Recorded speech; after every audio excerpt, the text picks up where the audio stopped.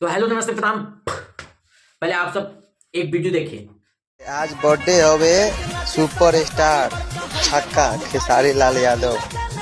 भगवान से साला तुमको अगर छक्का खेसारी भैया लग रहे हैं तो मेरे हिसाब से अब तुमको एक बार चेक करवाना चाहिए। खेसारी भैया पास आ जाओ, खेसारी भैया ट्राई कर देंगे और तुम भी ट्राई करवा लो कि छक्का है अथवा का है, पता चल जाएगा। जब तुमको उतना ही शंका है कि खेसारी भैया छकवा है ये है तो आओ, तू एक बार ट्राई करवा लो ना, आओ, तब ऑटोमेटिक पता चल जाएगा कि दर्द होता है कि नहीं।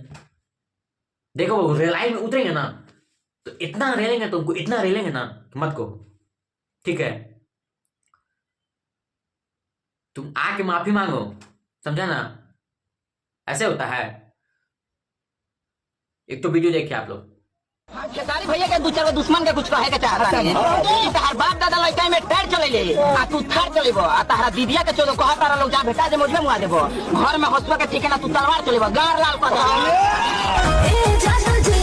अगर ऐसा ऐसा फैंस मिल गया ना तो धर के गांव में बांस कर देगा, समझे।